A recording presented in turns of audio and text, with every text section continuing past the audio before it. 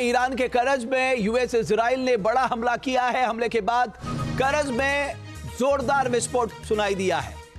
US Israel ने IRGC के ठिकाने को निशाना बनाया है।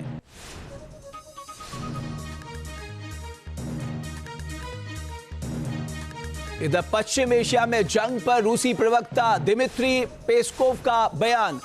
ईरान विवाद सुलझाने में मदद के लिए तैयार है रूस। क्षेत्रीय नेताओं के साथ राष्ट्रपति पुतिन की बातचीत जारी। दिमित्री पेस्कोव ने यह बयान दिया है। आज चीन ने भी अपना बयान जारी किया है, जिसमें उसने ईरान के ऊपर हमले को गलत बताया है। अब रूस का भी बयान आया है। इधर यूएई में ईरान का बड़ा हमला। ईरानी हमले को लेकर यूएई का दावा। 19 बैलिस्टिक मिसाइल और 26 ड्रोन से ईरान ने हमला किया है। ईरान के सभी हमलों को नाकाम किया गया।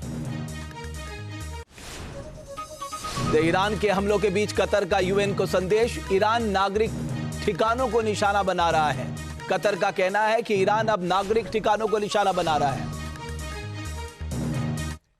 अमेरिका, इजराइल और ईरान के बीच चल रही जंग अरब देशों पे बहुत भारी पड़ रही है। एक महीने से पूरा पश्चिम एशिया सुलग रहा है, जिससे हालात लगातार बिगड़ रहे हैं।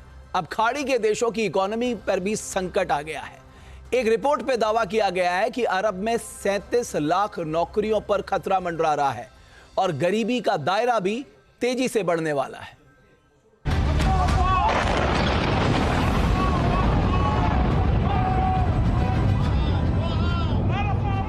मिडिल ईस्ट में भीषण जंग अब अगले चरण में दस्तक दे चुकी है। मिलिट्री बेस और दूसरे रणनीतिक ठिकानों को निशाना बनाने के साथ ही टेक्नोलॉजी से जुड़ी कंपनीज भी टारगेट पर आ चुकी हैं।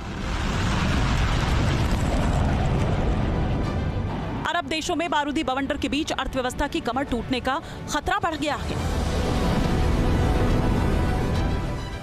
तेल कारोबार पर पड़ी मार, लाखों नौकरियों पर संकट बरकरार।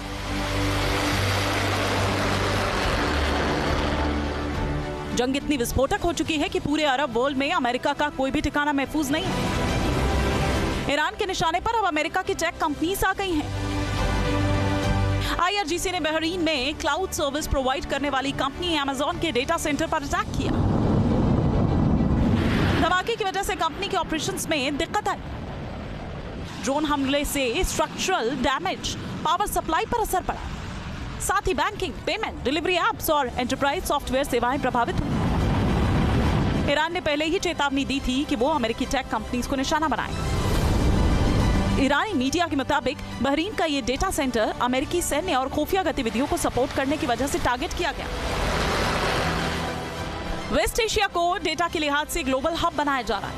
फिलहाल इस रीजन में 300 से ज्यादा डेटा सेंटर्स मौजूद हैं, जिनमें सबसे ज्यादा 76 सेंटर्स तुर्की में हैं। इसके बाद इजराइल में 66 डेटा सेंटर बनाए जा चुके हैं। सऊदी अरब में 61 और यूएई में 57 सेंटर हैं। इसी तरह ओमान, कतर, बहरीन, कुवैत और मिस्र में भी डेटा सेंटर की तादाद में तेजी से इजाफा हुआ है। लेकिन ताजा हमलों के बाद अब खतरा बढ़ने लगा है। मिडिल ईस्ट में जिस तरह से जंग के हालात हैं, इसे देखते हुए कहा जा रहा है कि अगर ईरान ने अमेरिका की दूसरी टेक कंपनीज पर भी हमला किया तो पूरी दुनिया की इंटरनेट सर्विस प्रभावित हो सकती है। अमेरिका और इजराइल ने 28 फरवरी को ईरान पर हमला किया था। इसका बदला लेने के लिए ईरान ने खाड़ी के देशों में मौजूद तमाम अमेरिकी बेस को निशाना बनाया। तभी से ये सिलसिला जारी है और अब हालात बेहद विस्फोटक हो चुके हैं। जंग से हर तरफ तबाही हो रही है। इसका ब्यौरा यूएनडीपी यानी United Nations Development Programme report में दिया गया है। रिपोर्ट के मुताबिक इस युद्ध का अरब देशों पर बहुत बुरा असर पड़ा है और लाखों लोगों की गरीबी की चपेट में आने की आशंका है। यूएनडीपी की रिपोर्ट में कहा गया है कि युद्ध के एक महीने बाद अरब की जीडीपी में लगभग 3.7 से 6% तक की गिरावट का अनुमान है। आशंका जताई जा रही है कि युद्ध की वजह अरब देशों की जीडीपी में 120 से लेकर 194 अरब डॉलर तक की कमी आ सकती है। भारतीय करेंसी के लिहाज से ये रकम 1800 करोड़ रुपए होती है। आयात में 9% और निर्यात में 10% तक की गिरावट आ सकती है। इससे ये साफ समझा जा सकता है कि अमेरिका और इजराइल और ईरान की जंग किस तरह अरब देशों के लिए घातक साबित हो रही है। सबसे बड़ा संकट इस बात का है कि फिलहाल सीज़फायर के आसार नहीं है। मतलब तबाही का भयंकर दौर आना अभी बाकी है। ईरान पूरी ताकत के साथ अरब देशों में मौजूद अलग अलग ठिकानों को निशाना बना रहा है। बीते दिनों एनर्जी सेक्टर को भी IRGC की मिसाइल पावर ने टारगेट किया, जिसके बाद अब रोजगार को लेकर भी संकट के बादल मंडराने लगे हैं। UNDP की रिपोर्ट ये बताती है कि अरब देशों में बेरोजगारी दर 1.8 से 4% तक बढ़ सकती है, जिससे 37 लाख लोगों की नौकरियों पर खतरा मंडरा रहा है। इसके अलावा आशंका ये भी है कि युद्ध की वजह से 40 लाख लोग गरीबी की चपेट में आ जाएंगे। सबसे ज्यादा असर यमन, सूडान जैसे मुल्कों पर पड़ेगा। साथ ही पूरे अरब में गरीबी रेखा से नीचे रहने वाली आबादी 1% तक बढ़ जाएगी। बारूदी विस्फोट की वजह से पूरे अरब में खलबली मची हुई है। खौफ के साए के बीच खाने पीने का संकट गहराने के भी आसार हैं। हमलों की वजह से पर्यटन कारोबार पर असर पड़ा है। साथ ही सबसे ज्यादा चुनौती ऑयल सप्लाई रुकने से बढ़ी है। हॉर्मुज़ स्ट्रेट बंद होने से खाद की कीमतें पहले ही बढ़ चुकी हैं। तनाव बढ़ने के बाद यूरिया की कीमतें लगभग 60 से $90 प्रति टन बढ़ गई हैं, जबकि कच्चा तेल की कीमत 20% से ज्यादा बढ़ गई है। वहीं यूरोप में गैस की कीमतें 50% से ज्यादा बढ़ चुकी हैं।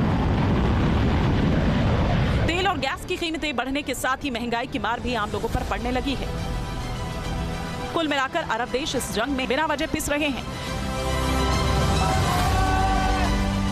लड़ाई अमेरिका, इजराइल और ईरान की चल रही है, लेकिन सबसे ज्यादा खामियाजा खाड़ी के देश भुगत रहे हैं। डर इस बात का सता रहा है कि लंबे वक्त तक जंग चलती रही तो पश्चिम एशिया किस तरह आर्थिक मोर्चे पर कमजोर होता चला जाएगा और उससे उभरने में कितना वक्त लगेगा। Team news nation.